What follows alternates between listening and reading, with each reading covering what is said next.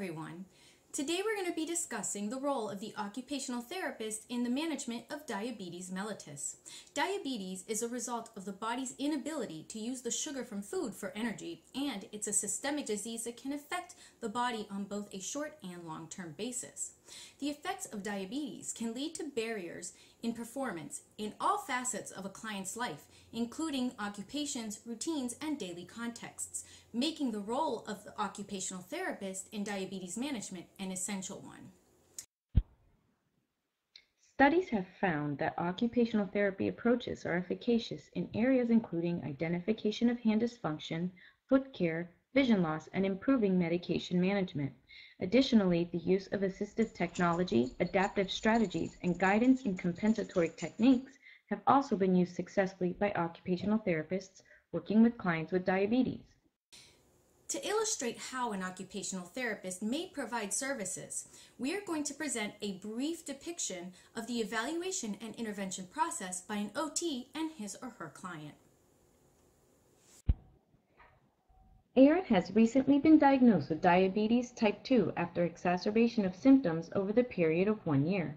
Despite being informed of the medications, diet, and lifestyle changes she will need to implement, Erin is finding it impossible to manage her medication and establish healthy eating habits. Her resulting health problems are also causing problems in her relationship with her husband. To begin the evaluation process, the occupational therapist will build an occupational profile based on an informal interview, as well as assessment tools such as the Occupational Performance History Interview and the Diabetes Self-Management Questionnaire. In order to get a better perspective on Erin's performance deficits, the OT will also interview Erin's husband, Nelson.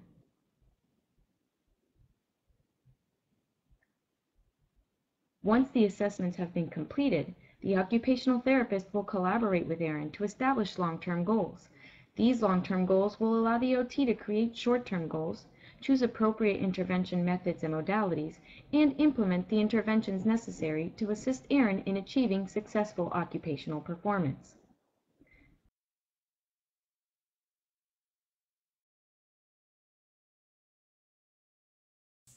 Alright, so let's take a look at this medication chart that you put together, breaking out when you're taking your medicine. Yeah, so for the past week I marked times I'm checking my glucose and taking my insulin throughout the day. Okay, so I see according to your chart, your goal is to get to 70 to 180 milligrams. Alright, thank you for doing this. The one thing I am noticing here is, take a look at this here with me. It looks as though you are taking it twice a day, but you're taking it at different times. So for example, you took it at 7 o'clock on Thursday, but then you took it at 11 o'clock for the first time on Wednesday. I know, I feel like this is something I need to work on, because sometimes in the mornings I'm rushing out, I forget to eat, or I get to work and I remember I didn't check my glucose or take my insulin, so it's a bit of a mess. Okay, so what I would say is the most important thing that we do is we set up a schedule for you. Okay. It's important that you take your medication at the same time every single day. What happens is if you don't, you're going to start feeling symptoms of being lightheaded, being dizzy, which could lead to hyperglycemia. Now that you mention that, it does happen to me sometimes at work. There are times I just want to lay down and go to sleep. Okay, so we definitely want to make sure that this isn't affecting your job performance or anything any more than it already has. We want to minimize that. Definitely, I would like that. Okay, so how did you feel when you were tracking down on here the times that you were taking your medication? Did this help you?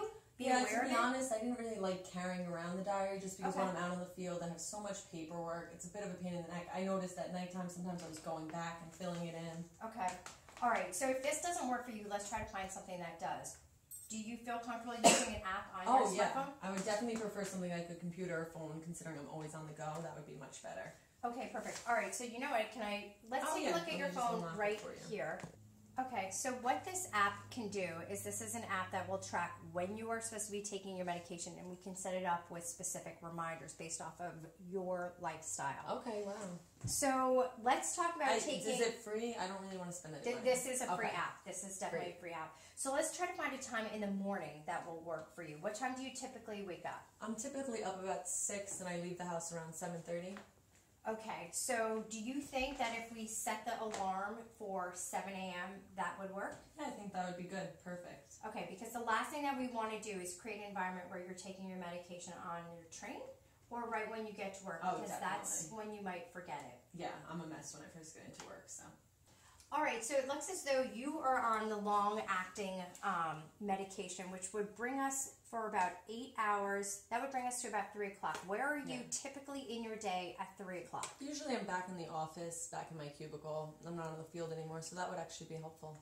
Okay, so now we need to try to find a time to set that reminder so that it will help you and not disrupt your day. Sometimes I could be meeting with people, so I think I should set it a little earlier just to remind me. Okay, so let's go ahead. Let's set this up for about a half hour before you're supposed to take the medication, just to give you that buffer, okay? Perfect.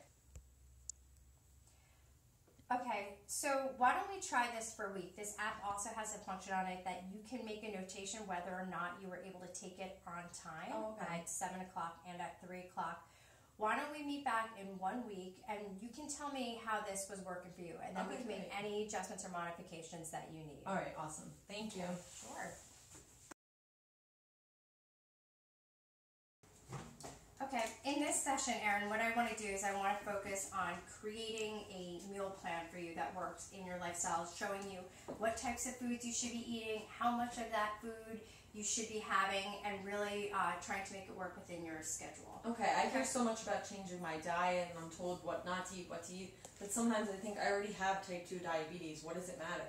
Okay, and that is an important question, but by eating the right meals, you can actually slow the progression of your disease, you can actually reverse some of the signs of your disease, and you can really help stop any secondary complications. Okay, then that's got me interested. Okay, so let's take a look at a plate. You should be having about 25% of your plate being a protein, about 25% being a starchy carb, the other 50% being a non-starchy carb. Okay, so I've seen this set up before, but I don't know the difference between starchy and non-starchy carbs, especially if I'm out to eat. I don't know which is starchy, which is non-starchy. Okay, so that's important for me to know where to start.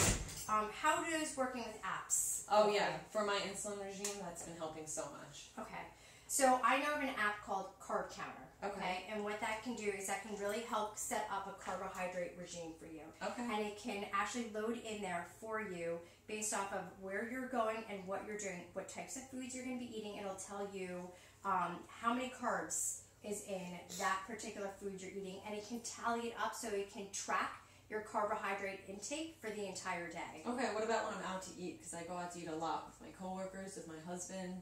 Okay. It's a big part of my life. All right, and that app can actually work for you. Oh. I was going to suggest that we take a look at nutrition labels, but if you really are finding that during the day you're out to eat, then the nutrition labels aren't going to work for you in that environment.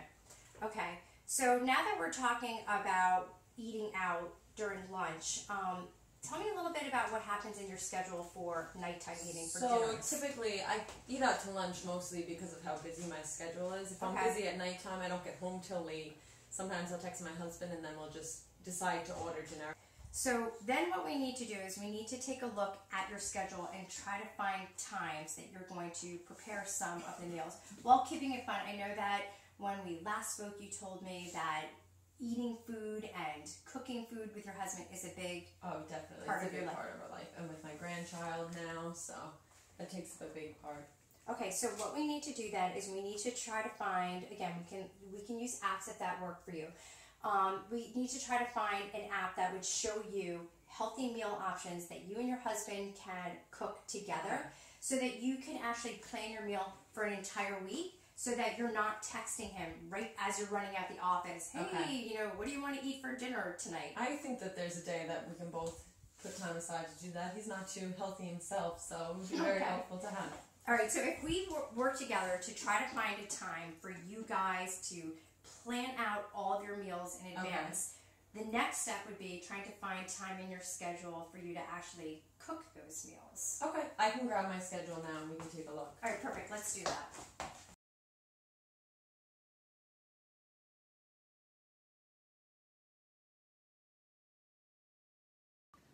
This case study displays how to incorporate diabetes lifestyle management changes into one's current routine to provide client-centered care. By using hands-on techniques that are tailored to Erin's needs, she can incorporate such changes into her already established routine for an effortless shift. The OT focused her first session on IADL health management and maintenance. Specifically, medication management training was introduced using portable technology. Erin's phone device functioned as a compensatory reminder to allow Erin to keep track of when she was required to take her next insulin dose. The OT reinforced that maintaining a routine schedule as the key to success and allowed Erin to choose when and how it would work best based on her day. The second session focused on IADL meal preparation. The OT discussed ways to establish a routine that will allow Erin to schedule appropriate meal planning into her busy daily routine. While food and portions were discussed, the focus was on educating Erin to find ways to overcome daily barriers such as eating out in public places. Again, a virtual approach was introduced using carbohydrate counter to track foods and offer healthy food choices for her and her husband when planning meals. The decision to use devices related directly to the client's current lifestyle and preference for discretion. Implementing strategies that are easy and non-disruptive will increase medical and dietary compliance. Each session approached intervention using a preventative and educational perspective, which is in line with future trends and supported by government directives. By training Erin on how to properly manage her medication, the likelihood of suffering from hypoglycemia or hyperglycemia can be reduced. By learning tools that help Erin select healthy choices, she is able to slow the progression of her disease and may prevent further complications.